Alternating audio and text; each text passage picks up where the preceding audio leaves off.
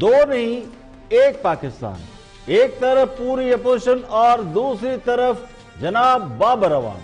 27 ارب روپے کا ریفرنس اور بابر اعوان عدالت سے باعزت بری ہو گئے۔ اور کہنے والے تو کہتے ہیں، اور کہنے والوں کو کون روک سکا جو یہ کہتے ہیں کہ یہ انصاف واشنگ پاؤڈر کا کمال ہے۔ بابر اعوان عدالت سے بری ہوئے، عدالت کا فیصلہ سر آنکھوں پر، لیکن بہت سے سوال اچانک اٹھ کھڑے ہوئے ہیں۔ حکومتی اراکین کا احتساب نہیں ہو سکتا، احتساب صرف اپوزیشن کے لیے ہے۔ اپوزیشن پہلے بھی شور مچاتی تھی، اب اس سے بھی زیادہ شور مچا رہی ہے کہ نیب اور حکومت کا گٹھ جوڑ ہے۔ بابر اعوان پیپلز پارٹی کے دور حکومت میں منسٹر تھے تو انہوں نے نندی پور پاور پروجیکٹ کی فائل اپنی دراز میں بند کر کے رکھ دی۔ پروجیکٹ تاخیر کا شکار ہوا، نندی پور بجلی گھر کے لیے آنے والا سامان کراچی پورٹ سے باہر نہ سکا تو قومی خزانے کو اربوں روپے کا نقصان پہنچا۔ بابر اعوان سمجھدار تھے، انہیں پتا تھا کہ ان سے کیا غلطی سرزد ہو گئی ہے، تو وہ حکومت میں شامل ہو گئے۔ پہلے پیپلز پارٹی میں تھے، اس کے بعد وہ تحریک انصاف کے رکن بن گئے۔ آج وہ اس ریفرنس سے باعزت بری ہو چکے ہیں، تو یہ عزت اپوزیشن میں سے کسی ایک لیڈر کو بھی نصیب نہیں ہوئی کہ انہیں عدالت سے باعزت بری کیا جاتا۔ بادیوں نظر میں بابر اعوان کی ریفرنس سے بریت عدالت کا فیصلہ ہے، لیکن اس فیصلے سے اپوزیشن کے اس استدلال کو تقویت مل رہی ہے جب اپوزیشن یہ کہتی ہے کہ انصاف کا دوہرا معیار ہے۔ حکمران جماعت کے لوگوں کے لیے انصاف کچھ اور ہے اور اپوزیشن کے لیے کچھ اور۔ اپوزیشن بہت سے لوگوں کے نام بھی لیتی ہے جن کی ضمانتیں بھی ہو گئی، جو بری بھی ہو گئے۔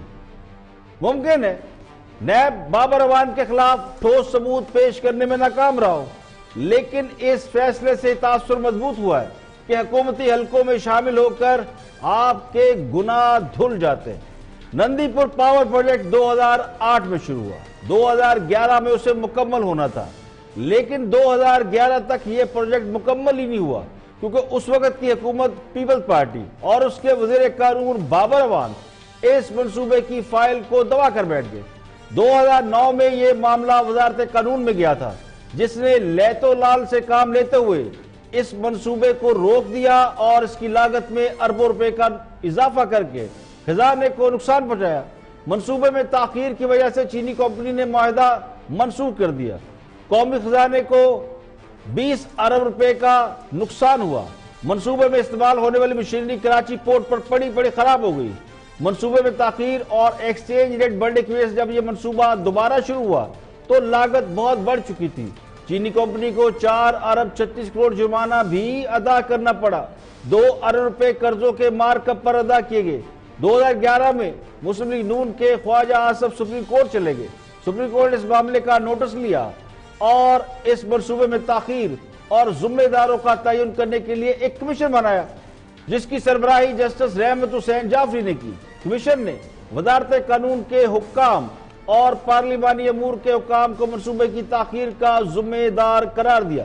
کمیشن کے مطابق وزیر قانون نے اس فائل کو روک کے رکھا، جس کے بعد 2018 میں یہ معاملہ نیب کے پاس چلا گیا، جس کی تحقیقات کے بعد نیب نے بابر اعوان پر باقاعدہ ریفرنس دائر کر دیا۔ اس ریفرنس میں بابر اعوان کے ساتھ اس وقت کے وزیر اعظم یعنی راجہ پرویز اشرف کو بھی ملزم نامزد کر دیا۔ آج اس ریفرنس کا فیصلہ آ گیا، جس کے مطابق بابر اعوان بری ہو گئے اور سابق وزیر اعظم اور پیپلز پارٹی کے رہنما راجہ پرویز اشرف، انہوں نے بھی اس مقدمے میں بریت کی درخواست دائر کی تھی جو مسترد ہو گئی۔ تو پیپلز پارٹی چھوڑ کر تحریک انصاف میں شامل ہونے والے بابر اعوان تو بری ہو گئے، لیکن پارٹی کے ساتھ لائل رہنے والے راجہ پرویز اشرف کی درخواست مسترد ہوگی۔ تو کیا یہ سمجھا جائے کہ فی الحال اپوزیشن کا ہی احتساب ہو رہا ہے؟